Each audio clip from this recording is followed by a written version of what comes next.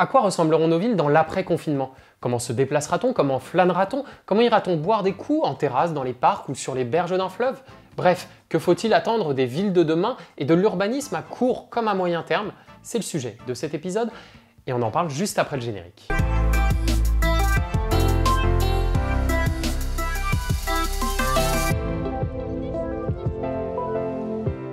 Salut, c'est Philippe et bienvenue dans ce nouvel épisode de Fenêtre sur la ville. Je suis ravi de vous retrouver pour cet épisode carrément spécial où l'on va parler, vous l'avez compris, de la sortie du confinement et de ce que nos villes pourront mettre en place pour qu'on puisse vivre tranquillement sans pour autant se contaminer et encore moins contaminer les autres. Allez, viens par là.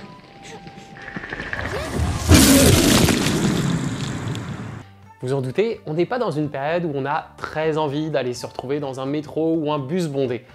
Il y a un vrai risque, forcément, c'est qu'une grande partie de la population se reporte vers l'automobile. Ça, c'est un risque évidemment en termes de pollution, je pense que là-dessus, j'ai pas besoin de vous en dire plus, mais aussi en termes de congestion, parce que si tout le monde reprend la voiture au même moment pour aller aux mêmes endroits, ça risque d'entraîner des bouchons monstres, et ça, personne ne le souhaite. Hé, toi, le cycliste, là, d'où tu viens comme ça? De Frosinone. Comment sous notre embouteillage? J'en sais rien, je viens de Frosinone. Alors à Civita, ça bouchonne aussi? J'en sais rien. Les premiers enseignements du déconfinement chinois, par exemple, valident cette hypothèse. En tout cas, on a vu là-bas un gros report modal vers l'automobile. Et afin d'éviter ça, les collectivités ont plusieurs cordes à leur arc. La première solution, la plus évidente, c'est de favoriser un report modal, non pas vers la voiture, mais vers d'autres modes de transport plus vertueux, comme par exemple le vélo, la marche, ou d'une certaine manière, les trottinettes si elles sont remises en service au niveau des grandes agglomérations. Et s'il y a bien un mode qui tire son épingle du jeu, c'est le vélo. Le vélo qui avait de toute façon déjà le vent en poupe depuis quelques années. En région Île-de-France, il avait en plus été porté par la grève de décembre qui avait permis à pas mal de navetteurs, c'est-à-dire des gens qui prenaient les transports en commun tous les jours pour aller au travail, de se convertir au vélo ou de se dire qu'ils pourraient l'utiliser plus facilement maintenant qu'ils avaient expérimenté des pistes cyclables ou des trajets cyclables sur leur chemin. Le problème, c'est que pour faire du vélo, et là je viens de lâcher le mot qui fâche, c'est qu'il faut des pistes cyclables. Il faut des infrastructures pour pouvoir rouler en toute sécurité. Et ça, les collectivités l'ont très bien compris. Alors, il y a une solution qui est mise en œuvre dans plein de villes, vous l'avez peut-être vu dans la vôtre, vous l'avez peut-être vu dans les médias, c'est des pistes cyclables temporaires. L'idée, c'est de pouvoir installer, entre guillemets, une piste cyclable très simplement, parfois en une nuit à peine, avec une signalisation certes rustique, mais ça fait le taf, une séparation vis-à-vis des automobiles, là encore très rustique, mais là encore le but, c'est juste de faire le taf, et d'avoir comme ça des pistes cyclables qui seront prêtes pour l'après-confinement. Et ce qui est intéressant avec ces pistes cyclables temporaires, c'est qu'elles se réfèrent à un concept urbanistique assez ancien. Enfin, quand je dis ancien, je parle d'une dizaine d'années maximum, mais quand même, à l'échelle de l'urbanisme, c'est finalement assez vieux. C'est quelque chose que vous avez peut-être vu, le nom vous a peut-être alerté quand vous avez vu des articles sur ces pistes cyclables temporaires. C'est ce qu'on appelle le tactico-urbanisme. Et si ça vous va, je voudrais vous consacrer une petite parenthèse pour vous en parler. Elles ont même un petit surnom, les coronapistes. Pour comprendre les pistes cyclables coronavirus, il faut s'intéresser à un concept, c'est l'urbanisme tactique. Le tactico-urbanisme, ou urbanisme tactique en français, c'est une opposition à l'urbanisme traditionnel qui est souvent pensé sur du long terme. Ça met du temps à se mettre en place et c'est prévu pour durer longtemps. Et le tactico-urbanisme, c'est exactement l'inverse. C'est rapide à mettre en place et c'est pas forcément prévu pour durer longtemps, c'est souvent des initiatives éphémères ou temporaires qui vont durer quelques jours, quelques semaines, quelques mois. C'est un sujet qui a émergé au final à la fin des années 2000 à peu près. Et à l'époque, on parlait beaucoup de cet urbanisme tactique parce qu'on y voyait énormément de potentiel pour répondre aux problèmes des villes, résoudre les maux des villes, notamment cette transition dans un monde post-automobile. Et c'est pour ça que c'est assez drôle de voir cet urbanisme tactique qui connaît un certain regain d'attractivité et qu'on parle aujourd'hui de pistes cyclables temporaires, alors que pendant 10 ans, on a l'impression que les collectivités ne s'en sont pas vraiment servies. Pourtant, tout le potentiel, il était là, et il a fallu finalement cette crise pour qu'on redécouvre que c'est un peu dans les vieux pots qu'on fait les meilleures soupes. Non. Revenons à nos moutons. Donc vous l'avez compris, les pistes cyclables, c'est pour favoriser le report modal vers autre chose que les transports en commun ou la voiture. Mais il y a une deuxième solution qui est peut-être un peu moins abordée, mais qu'on a vu quand même dans quelques articles et dans quelques collectivités. C'est ce qu'on appelle le chrono-urbanisme. Et là encore, je vais essayer de vous présenter rapidement ce que c'est. En retard, j'ai rendez-vous quelque part. Je n'ai pas le temps de dire au revoir, je suis en retard. Alors le chrono-urbanisme, l'avantage c'est que c'est déjà beaucoup plus explicite que le tactical-urbanisme. C'est assez simple, chrono, le temps, urbanisme, l'urbanisme, là je vous apprends rien. Et l'idée c'est d'essayer de moduler les temporalités de la ville de manière à décongestionner les pics de charge, par exemple sur les transports en commun ou sur les voitures.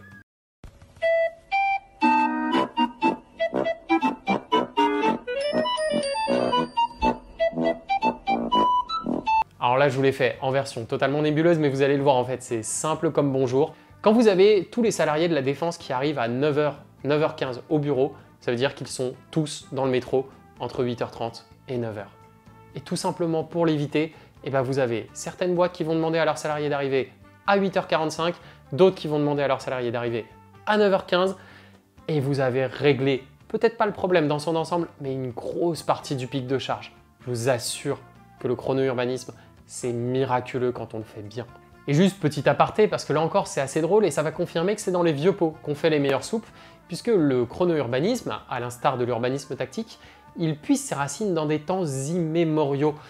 Et quand je dis immémoriaux, je parle des années 80. En fait, le chrono-urbanisme, ou chrono-aménagement, il a été pensé, théorisé il y a plusieurs décennies maintenant, ça va faire 40 ans. Il y a eu des villes comme Rennes, comme Lyon, comme Grenoble, je crois, qui ont eu des bureaux d'étang. C'était des entités au sein des villes qui étaient censées réfléchir à ces sujets et permettre d'accompagner cette réflexion autour des temporalités de la ville. De la même façon qu'avec l'urbanisme tactique, on se rend compte que peut-être sous nos yeux, il y avait des bonnes initiatives, en tout cas des choses intéressantes dans lesquelles on pouvait piocher depuis longtemps. Dans la foulée du chrono-urbanisme, on a quelque chose qu'on appelle les démobilités, un terme assez barbare qui recouvre tout simplement le télétravail, et c'est la même chose, donc je vais passer assez vite. Vous vous en doutez, quand vous travaillez de votre domicile, vous n'avez pas besoin de prendre vos transports, c'est ce qu'on appelle la démobilité, comment éviter un déplacement forcé, et le travail malheureusement est un déplacement forcé.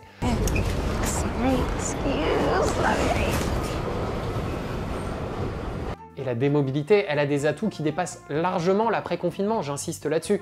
Mais quand vous avez des entreprises qui réussissent à avoir par exemple 20% de leurs salariés qui sont en permanence en télétravail, ça veut dire d'avoir des bureaux 20% moins grands, des parkings 20% moins grands, des pics de charge sur les transports et les routes 20% plus faibles.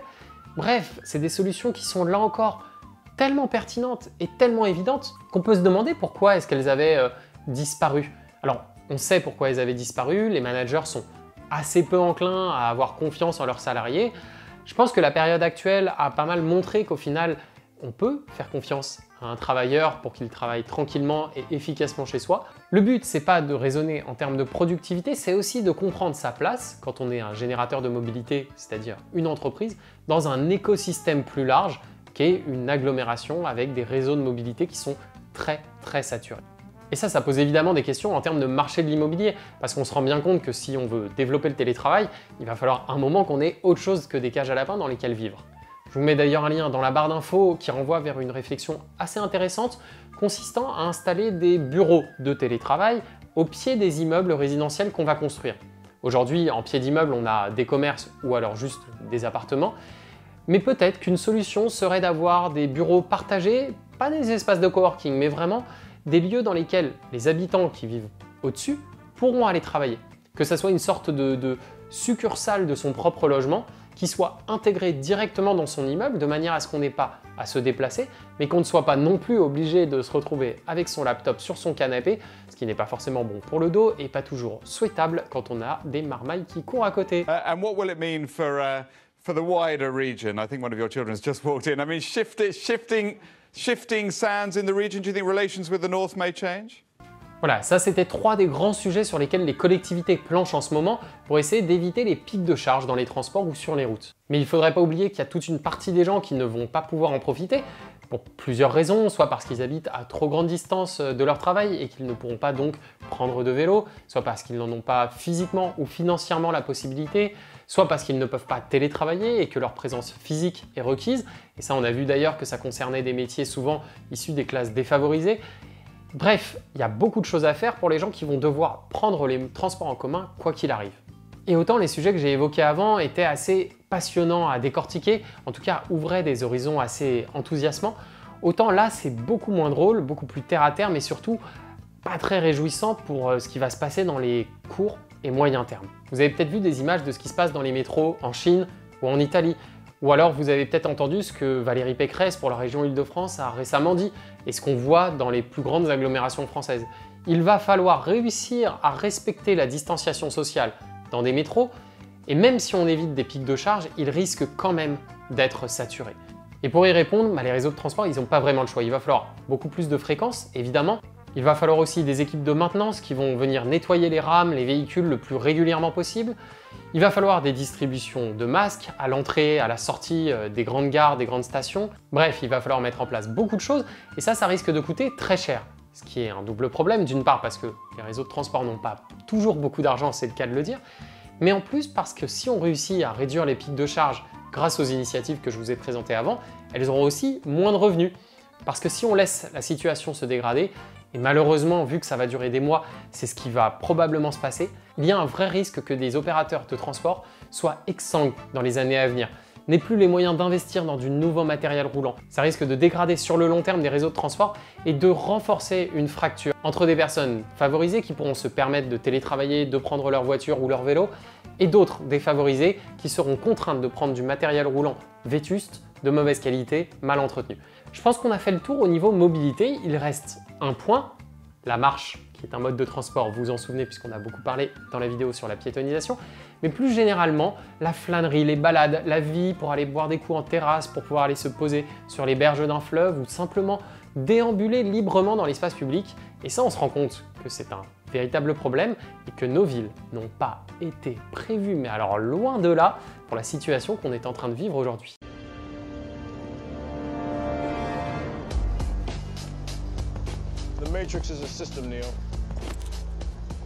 Très simplement, aujourd'hui, on a des trottoirs qui ne permettront jamais, dans leur immense majorité, d'avoir 1,50 m ou 2 mètres de distance entre deux personnes. Et on voit clairement apparaître les limites de notre modèle urbain.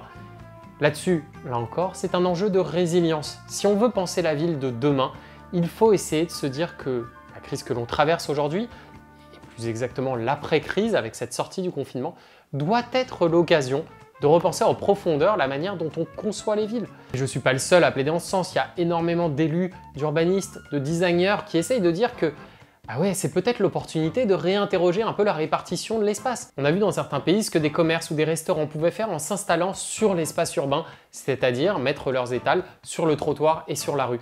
Mais pour ça, il faut évidemment que les voitures ne soient pas en circulation, qu'on puisse avoir un espace beaucoup plus vivable.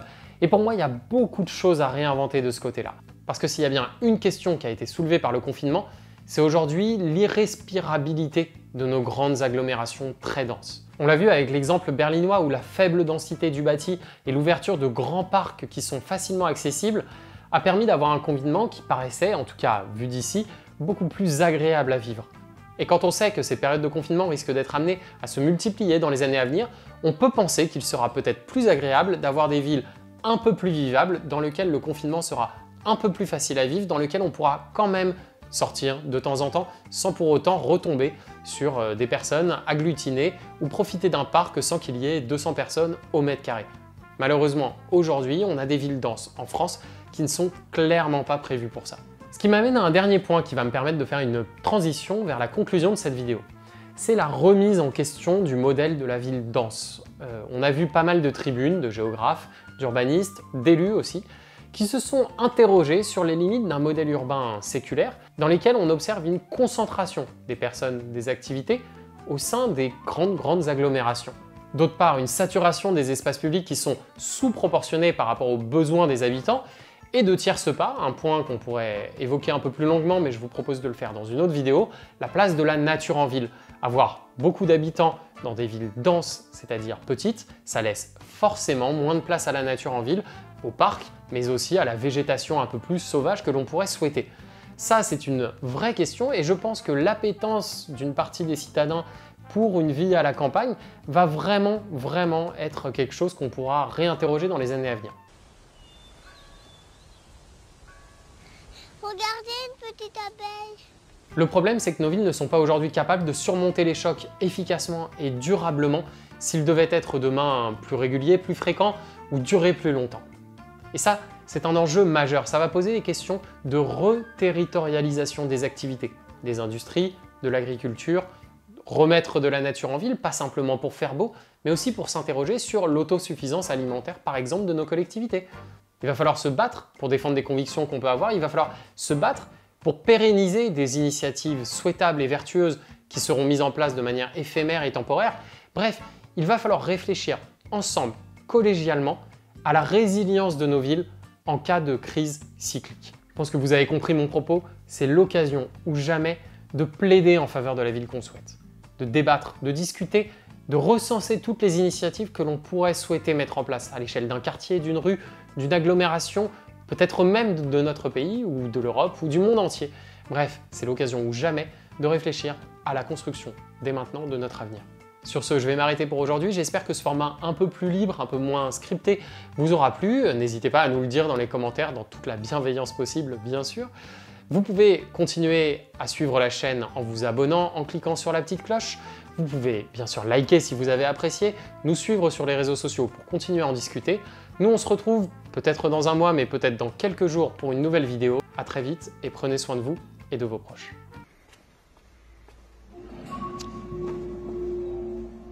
C'est quoi ça ?